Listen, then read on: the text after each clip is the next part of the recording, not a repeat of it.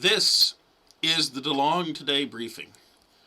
I am Brad DeLong, an economics professor at the University of California at Berkeley and a sometime Deputy Assistant Secretary of the United States Treasury. This is the weekly DeLong Today Briefing. Here I hold forth on the Lee Bureau's Vimeo platform on my guesses as to what I think you most need to know about what our economy is doing to us right now.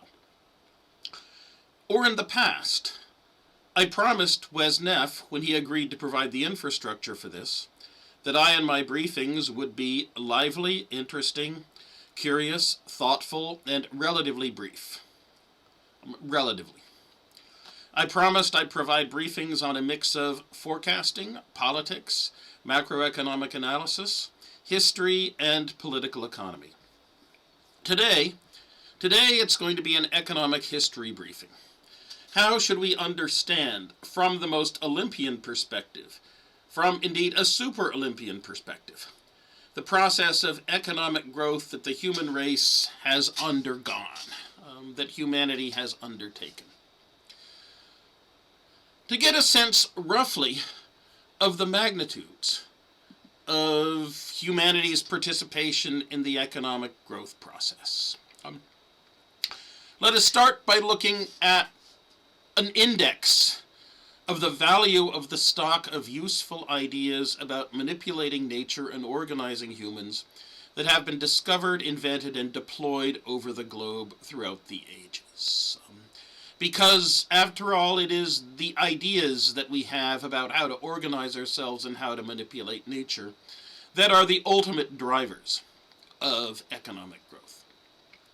Let us set that index so that a 1% increase in real productivity and standards of living on average worldwide, holding human populations constant, is a 1% increase in the index. Why 1%? Think of that as a normalization. Other things equal, we'd like to say that a society twice as rich, without differences in resources per capita or per worker, must have twice the value of the stock of useful ideas that it has managed to deploy. And also set that index so that a 1% increase in population, holding productivity and living standards constant, is a 0.5% increase in the index. Why 0.5%? Well, if it were 1, then you would be judging that human labor is worthless, that the same increase in ideas is necessary to support 1% more population at the same standard of living as to support the same population at a 1% higher standard of living.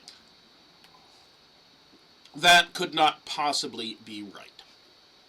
Each mouth comes with 4 limbs, 10 fingers, 2 eyes, and a brain attached. And if it were to be a number much smaller than 1/2, say 1/5, then you would be judging that natural resources are unimportant, that it really does not matter much for output per worker if farm sizes are much smaller, and that also cannot be right. That cannot be right either in the past, in which we were mostly farmers and in which farm size was key, or even in the late 20th century, when we got to see how much the global economy depended on cheap oil. Now let's look at the growth rate of this index of ours.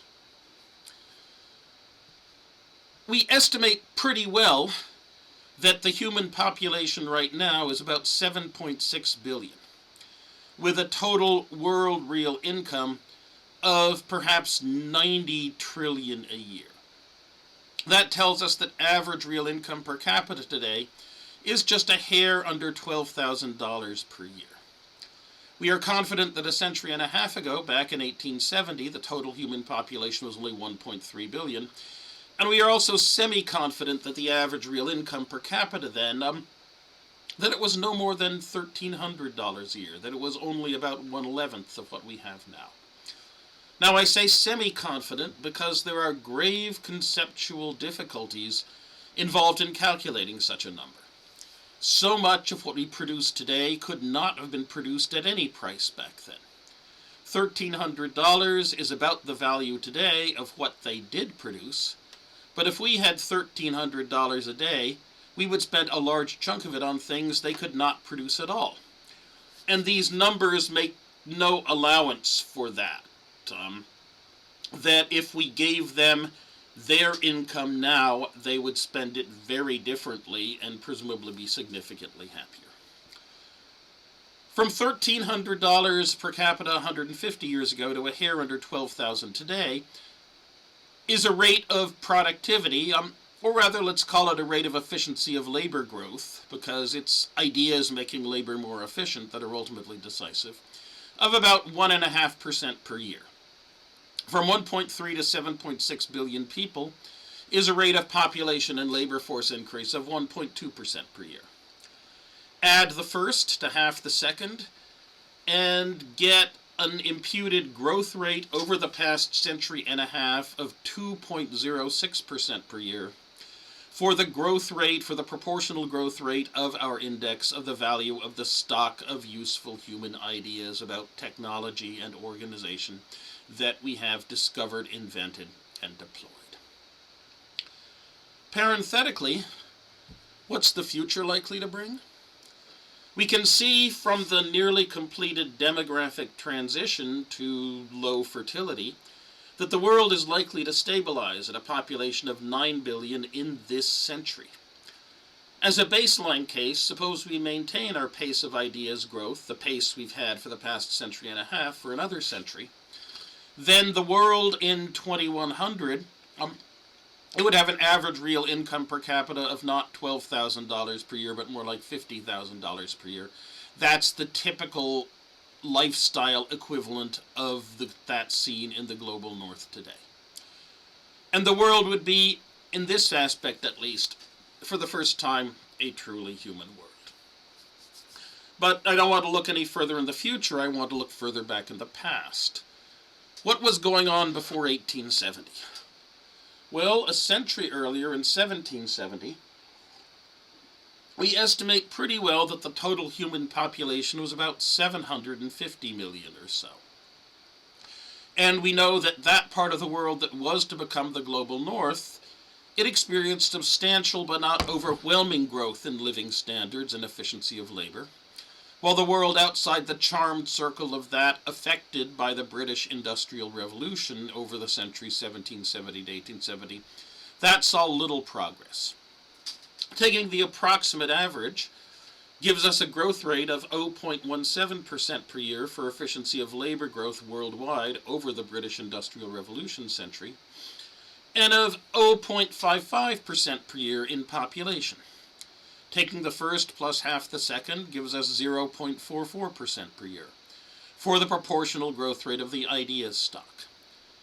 That's less than a quarter as much as we have been used to for the past 150 years. For the past 150 years, we have had more than 4 times the proportional rate of growth of useful ideas and human technological and organizational competence than humanity had in the British Industrial Revolution century.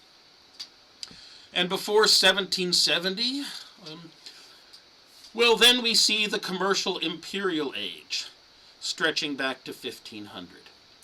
An age of globalization in commerce, but also in conquest and empire.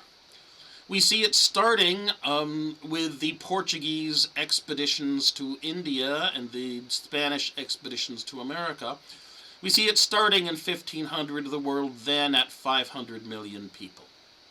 And it was a poorer world in 1770, but it was not that much poorer it could not have been. A world of $900 per year per capita income, $2.50 a day, that's a world in which people must spend 2/3 of their resources simply on getting 2,000 calories plus essential nutrients a day. That's a world in which how hard people can work is greatly limited by their biological energy budget. Things like sugar become absolutely key. That's a world in which people find their children's immune systems compromised by malnutrition so they can be carried off by the common cold, and in which they are stunted, so that they are some 4 inches shorter in height as adults than we are. If the human population had been any poorer than, say, $2.50 a day, spending $1.50 a day on bare biological nutritional subsistence, it would not have been able to reproduce itself. But the human population did. So we know wasn't less than $2.50 a day. But the human population grew barely, very, very slowly. So we know it couldn't have been much richer than $900 per year per capita either. So between 1500 and 1770, we guesstimate that our rate of growth of the efficiency of labor is 0.075% per year. We estimate that our rate of growth of population is 0.15% per year. The first plus half the second gives us 0.15% per year for the rate of growth of the ideas stock. One-third the pace that the world saw during the British Industrial Revolution century, and 1/13 the pace of the modern economic growth century and a half that we are used to. And before 1500, humanity could not have been materially poorer than $2.50 a day, but it could not have been much richer either. In a pre-industrial world with enormous infant mortality, parents are eager for more children in the hope that one at least will survive to carry on the lineage, plus care for them in their old age if they have one. We know that a nutritionally unstressed human population, without access to artificial means of birth control and without literacy, that such a population quadruples in a century. A natural increase growth rate of 1.5% per year. But when we look back at rates of population growth worldwide, we guess at 0.075% per year from 800 to 1500 and from the year 1 to 800, at 0.112% per year from minus 1000 to the year 1, at 0.06% per year from year minus 3000 to minus 1000 in the Long Bronze Age, starting with the discovery of writing, at 0.025% per year for the 3,000 years before minus 3000, the pre-writing days of Malthusian near subsistence effective stasis at $2.50 a day as a typical standard of living. That's the standard of living of today's bottom billion in our world today. Ferocious infant disease and famine mortality, reducing average rates of population growth to about 2% per generation, that really does appear to have been humanity's lot, from the invention of writing and the first stirrings of the Bronze Age in minus 3000 up to 1500. Yes, the upper class lived well, and yes, the upper class lived increasingly well, but humanity as a whole had a very hard time. That gives us a minus 3000 to 1500 average rate of ideas growth of a hair under 0.04% per year. That's 1/50th, as we have seen, of what we have seen in our day. In our day, in fact, for the past 150 years, we have seen the average 2 years produce more proportional invention, discovery, and ideas, and economically useful ideas deployment than a typical century before 1500 saw. And we have seen this even though all the truly low-hanging technological and organizational fruit has long been picked. And even though we know so much more that a great deal more discovery and deployment is needed to maintain the same proportional growth rate in the value of the useful ideas stock. That's the huge picture. And I at least see 5 important watershed crossings in the economic history of the past 5,000 years. The first is the invention of writing about 5,000 years ago. Before then, humans were indeed anthology intelligences in a sense. What one person knew, pretty soon everyone else in the band knew, because of our incredible, and sometimes regrettable, compulsion to talk and gossip even when we know it will not be to our long-term advantage. But even though humans were anthology intelligences within the band, in a sense, knowledge was limited and evanescent. What one band knew had a hard time diffusing over great distances. And what was not immediately useful could and did decay and be lost over the centuries. Once we have writing, however, we are a global time-binding anthology intelligence indeed. And that mattered. That mattered a lot. We can see that mattering a lot in what happened from the year minus 3000 to minus 1. More people chattering and communicating, leading to more advances in ideas, which supported faster population growth, and because Malthusian forces, which produced a greater human population base, which produced more chattering and communicating, even more advances in ideas, we can see ideas growth gathering strength, gathering speed from after minus 3000. Growth rates from minus 3000 to later appear to have been twice what the idea's growth rate before minus 3000 was, judging by the slow growth of human populations up to the invention of writing. And it looks like the pace of ideas growth doubled again, comparing before minus 1000 to after, the coming of the Iron Age, perhaps the Axial Age. But then there comes a second watershed, the late antiquity pause. When we compare before the year 1 to after, we do not see another doubling. Instead, after 170, things fall apart. Dark Ages, imperial decline and fall, barbarian invasions, emperors desperate to protect their realms making unwise deals with barbarian warlords, with names like Alaric the Visigoth or An-Lushan the Sogdian. Rather than a breakthrough out of Malthusian near stagnation, the years from 1 to 1500, in them I see a decline in the idea's growth rate back to 0.035% per year, back to the agrarian age norm. But there is a breakthrough. The breakthrough comes with the third watershed crossing around 1500.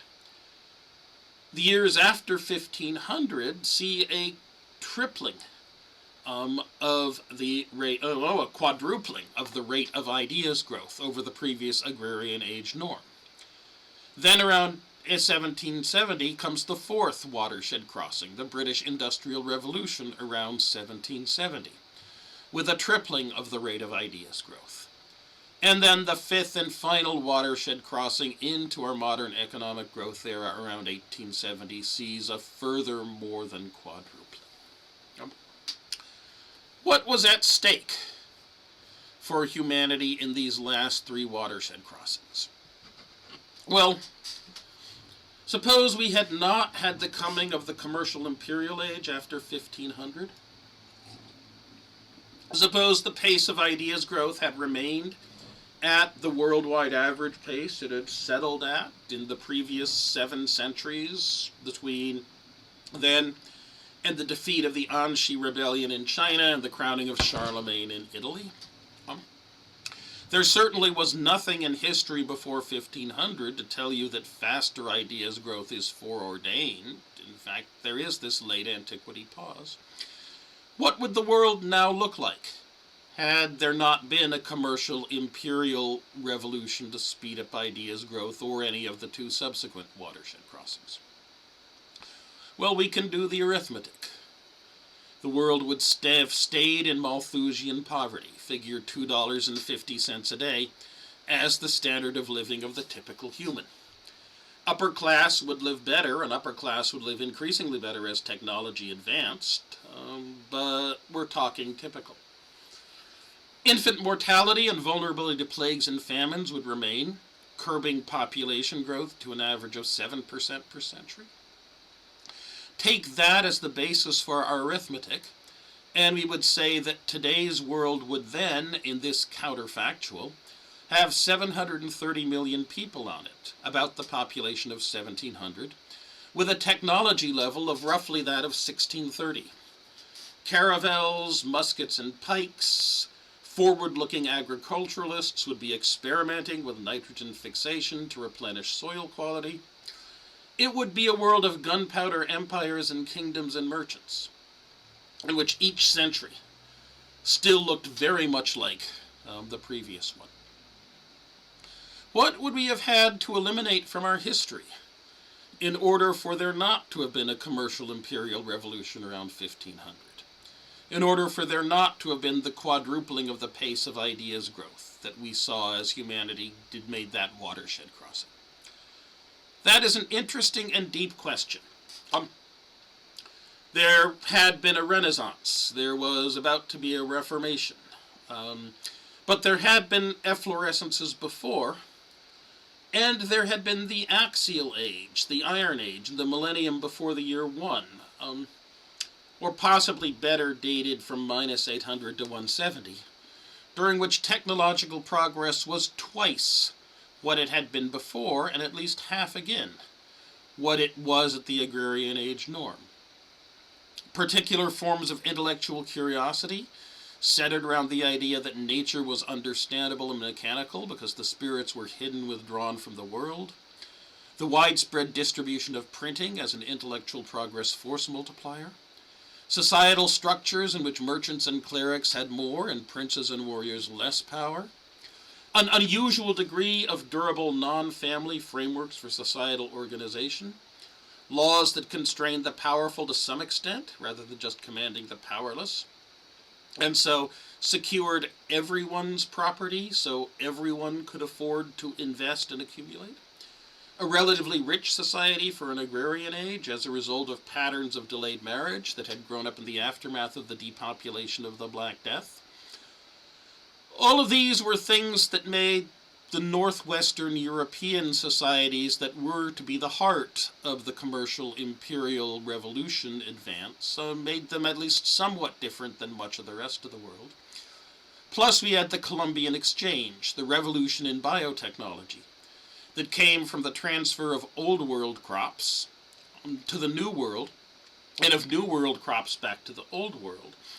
All of these have, and probably will always have, advocates and learned and thoughtful advocates that they were the things that made the difference for the coming of the commercial imperial revolution age. Plus there is the possibility that the set of civilizations that were to call themselves Western civilization later on, that they were uniquely barbarous, that they had patterns of religious, trade, conquest, domination, and enslavement that reinforced each other, and that made it both uniquely vicious and also uniquely effective at engrossing resources and commanding people from elsewhere. However, the transition to the commercial imperial age of 1500 to 1770 came about. The pace of ideas growth during it, although 4 times as fast as the agrarian age norm, that pace of growth was still only 1/13 of the pace that we have grown used to in our modern economic growth age. The amount of innovation that we have a year, it takes, in 8 years we have more relative progress than they had in a century.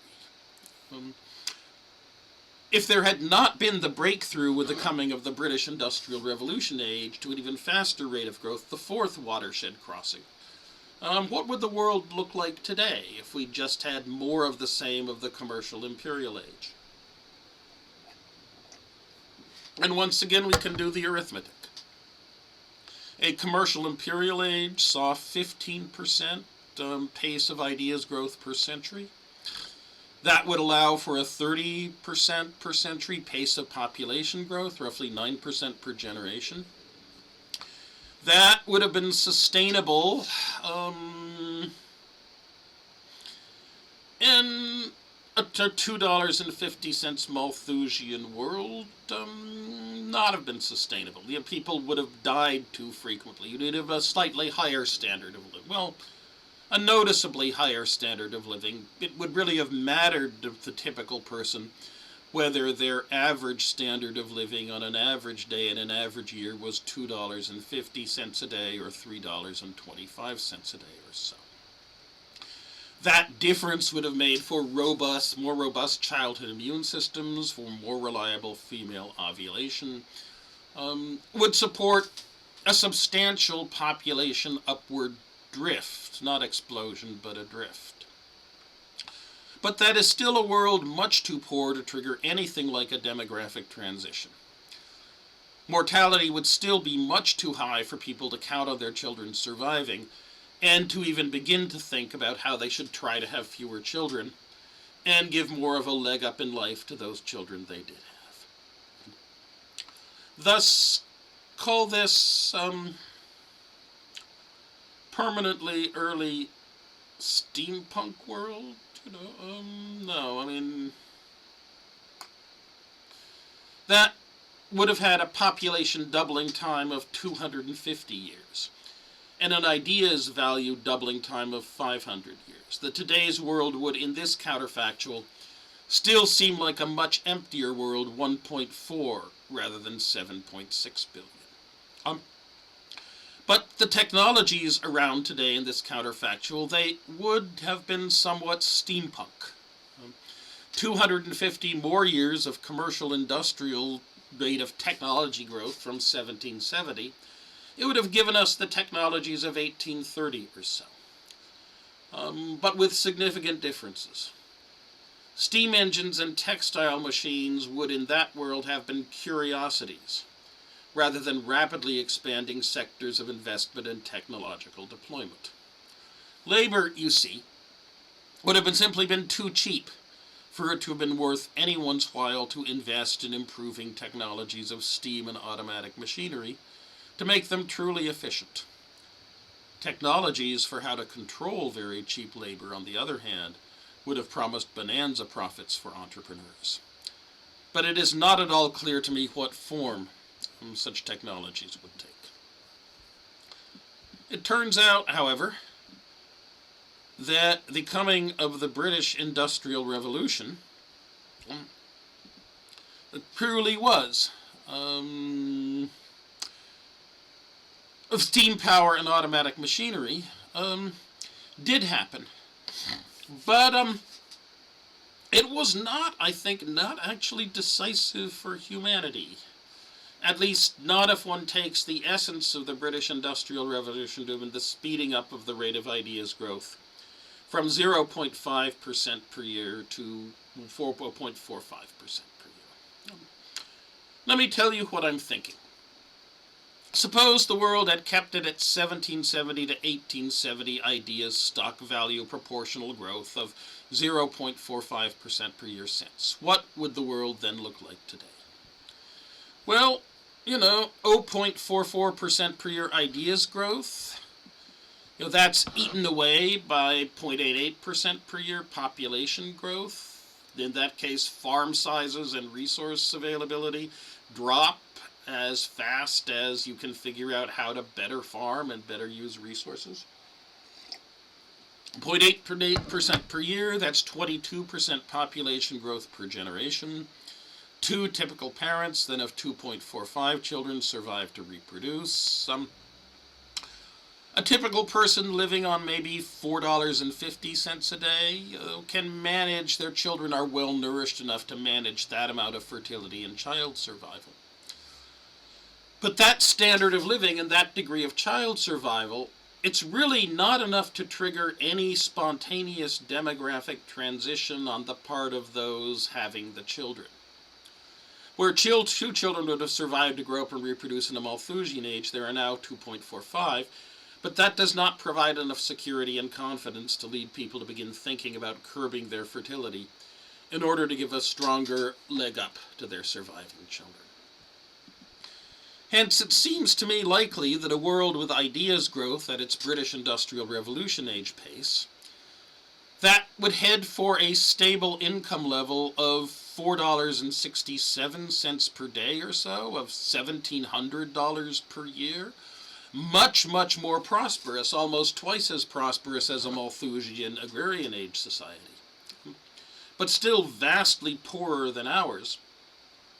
Such a world in that counterfactual today would have achieved 2.9 billion in terms of the number of people. And the level of technology in such a world today would be about that of 1905.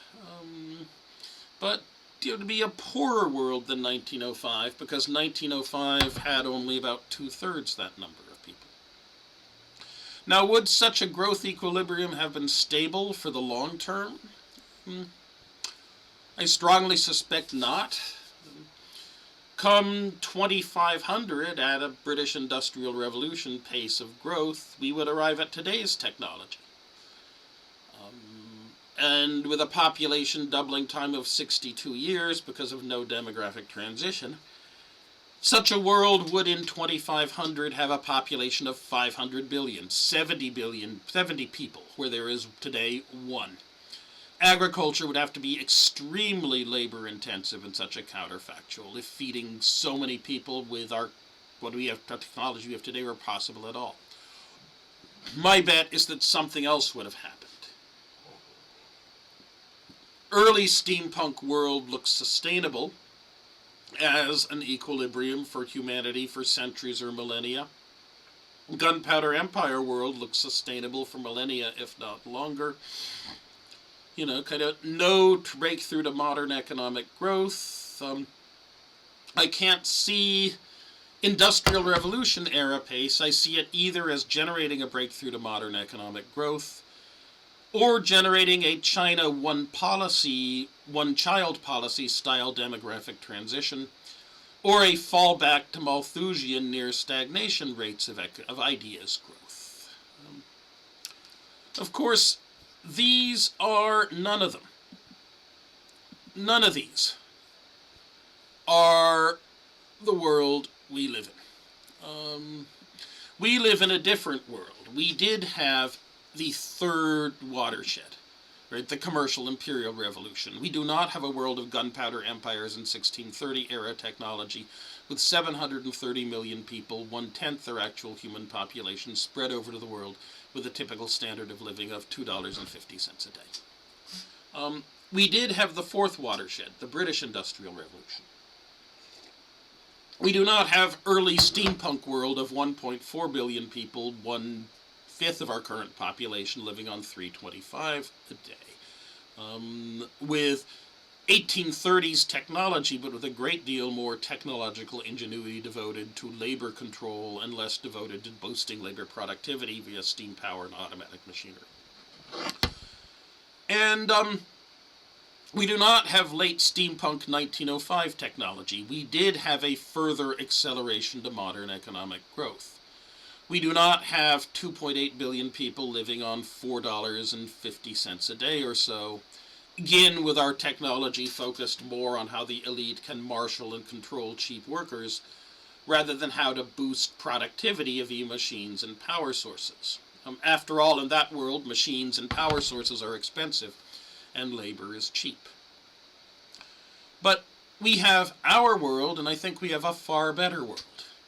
We have a world of 7.6 billion people with an income level averaging $12,000 a day.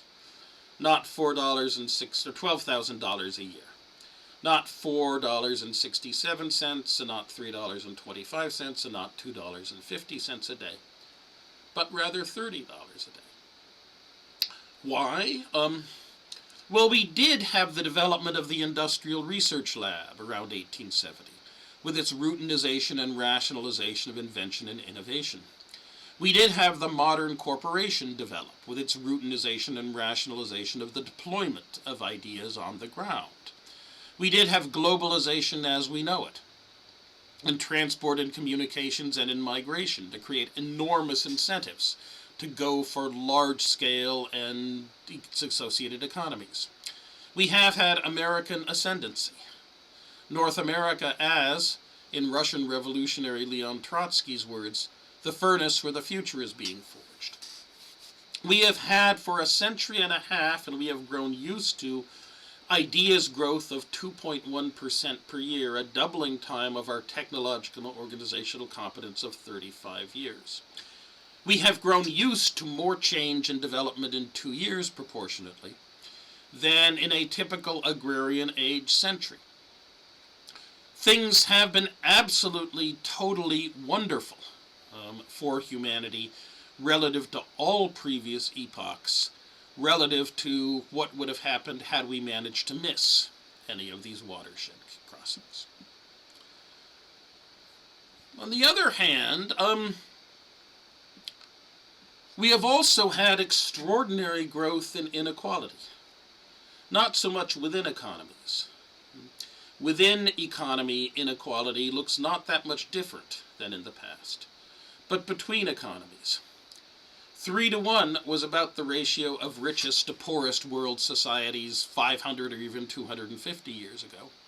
50-to-1 appears to be that ratio today between, say, Singapore and Ethiopia. Today we have the global north, the quote west, unquote, some 800 million people with more than 4 times the world's average standard of living. And we have a bottom billion, still living on $2.50 a day, albeit with access to modern public health, which is extremely important, and access to some of modern telecommunications. But such great, gross, enormous global inequality across societies, that's unique to our age. Still, on the whole, I don't want to be Pangloss. It's not the best of all possible worlds, but it does seem to be much better than the other reasonably attainable possible worlds we might have wound up in. A great deal was at stake in the 3 economic history watershed crossings of the past half millennium. Thanks to them, although we surely are not there yet, we have the prospect of a truly human world in our future. It is not yet at hand, but it is, I think, from the broad perspective of history, relatively close. I'm Brad DeLong. This is the DeLong Today briefing. Thank you very, very much for watching.